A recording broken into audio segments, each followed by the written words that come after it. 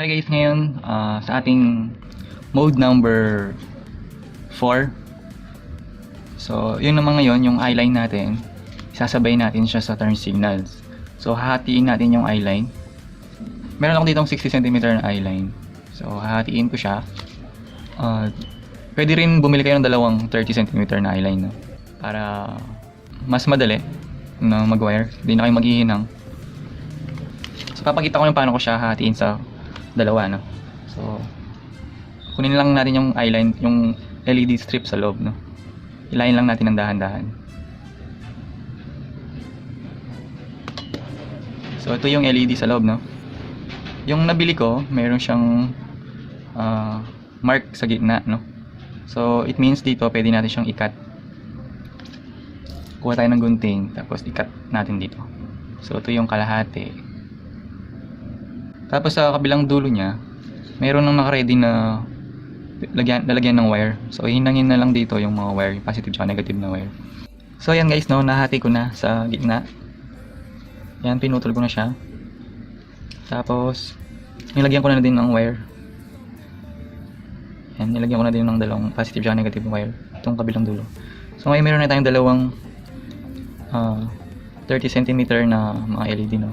Pwede na natin siyang ipasok dito sa ating 60 cm na eyeline.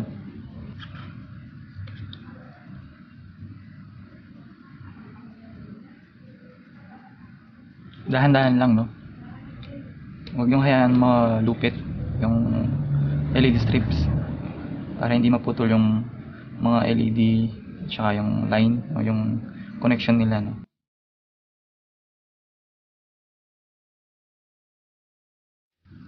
Tapos yung sa isa sa kabila naman, no.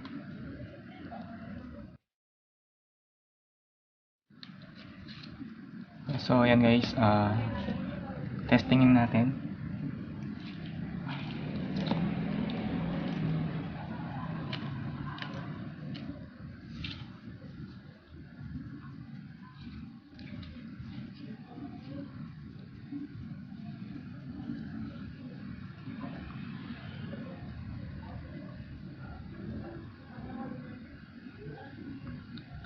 So okay naman siya, no guys. So install na natin siya sa dito sa ating park light and turn signal assembly. Kagaya lang siya ng una kong video, no, yung design niya tsaka yung paglalagay. So una yung sa dulo, ipasok muna natin dito.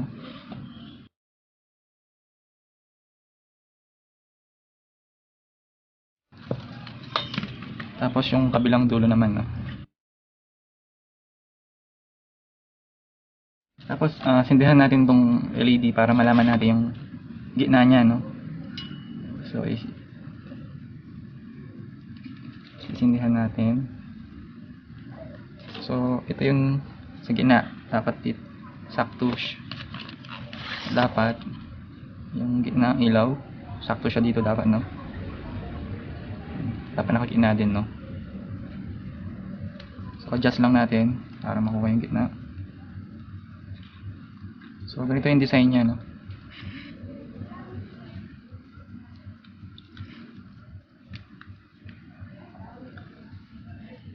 Gagamit ako ng screw.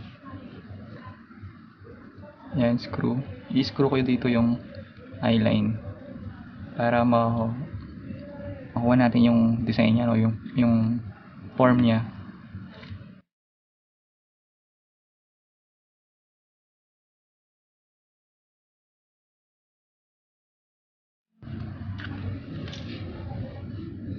Tapos yung kabila na din, no, lagyan natin ng screw.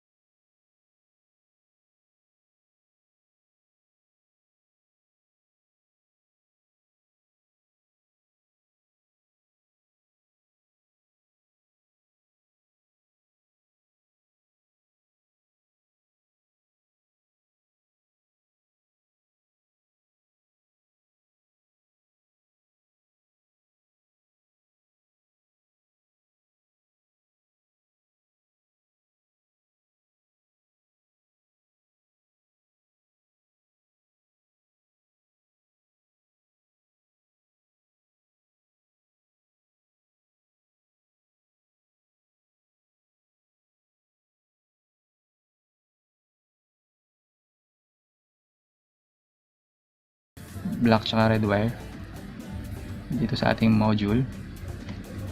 Connect natin dito sa ating mga LED sa right side. So yung red, connect natin dito sa positive ng mga LED.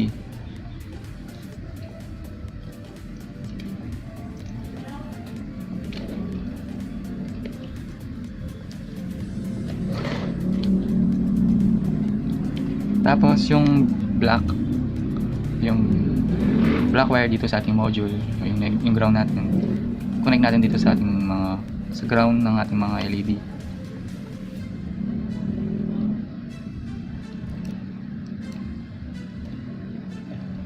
So yan. Itong mga red wire, pwede natin lagyan ng electrical tape.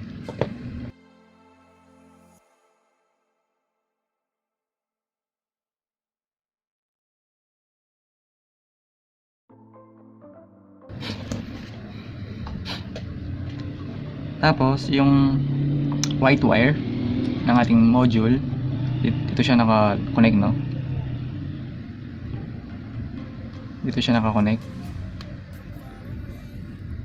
So normally open na pin. Dito siya. Yung white wire, ito yung white wire. Ito i-connect natin dito sa ating turn signal. So meron siyang dalawang wire, yung green tsaka black. Yung green yung positive, yung black yung ground. So itong white wire, tap natin dito sa green wire. Tapos yung mga black wire natin dito, o yung ground ng mga LED tsaka yung ground ng ating module, dito sa ground, dito sa black wire. So ganyan siya, tap nyo dito.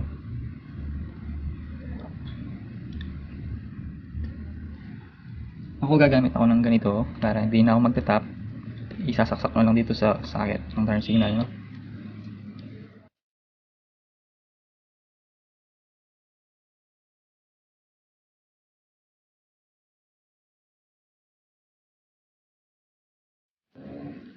So dapat yung white wire nakatapat dun sa green, no? Kasi yun positive.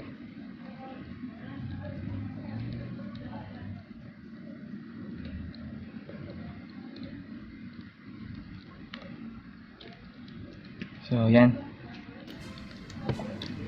So itong blue wire na lang, no? Yung sky blue na wire.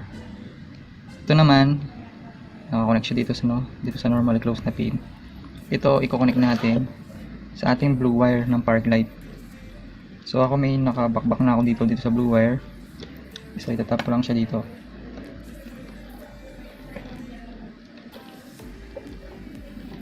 So yan guys, i-connect ko na yung ating FX mode module sa ating mga ilaw dito sa ating right side. So ito dikit na lang natin dito, no? So ganyan siya natin gamit yung glue stick or glue gun. So okay na dito sa right side, same lang dito sa left side, no? So yung module natin dito sa left side, ganun din, same lang yung gagawin natin. So yung ating park light dito sa left side, turn signal sa left side, saka yung eagle eye or yung eye line natin dito sa left side. So yung lahat ng positive, pag connect sila, no?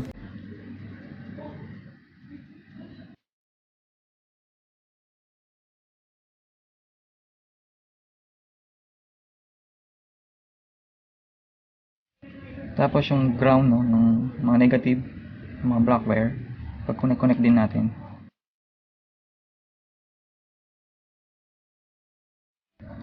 Yan. Tapos yung module natin, no,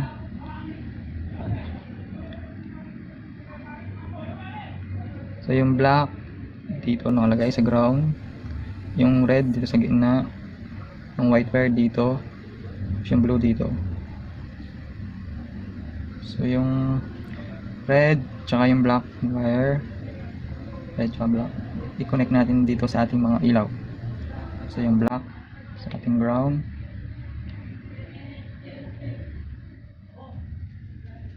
tapos itong red sa ating mga red wire.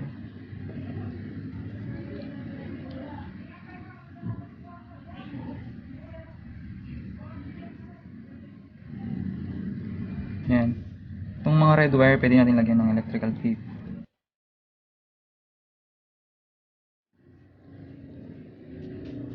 So yun guys, yung white wire, itap natin dito sa ating turn signal socket, dito sa color brown na wire. Tapos yung mga black wire, yung mga ground or negative na mga ilaw, so yung ating module, dito naman sa black wire. Gagamit ulit ako ng ganito para hindi na ako mag-cut ng wire. Para isasaksak ko na lang.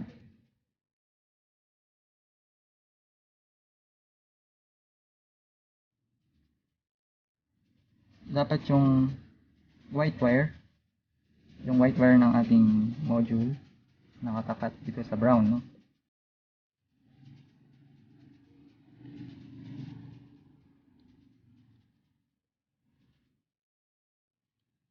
So ayan, saksak na. Ano naman itong last wire na lang, itong sky blue, connected dito sa normally close na pin. Tap natin siya dito sa ating blue wire ng park light. Ito yung positive ng park light. I-tap lang natin siya dito. Tapos lagyan na natin ng electrical tape. Connection natin dito.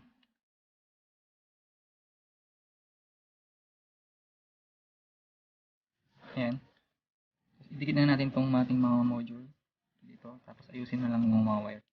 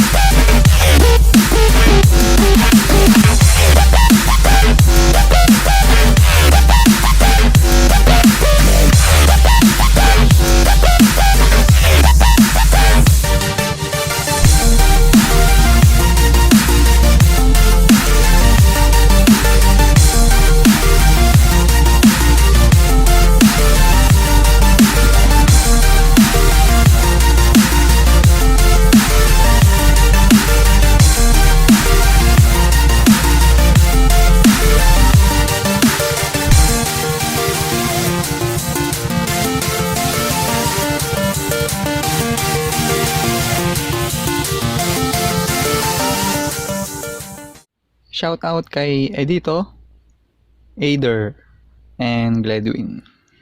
Yan, thank you sa inyo.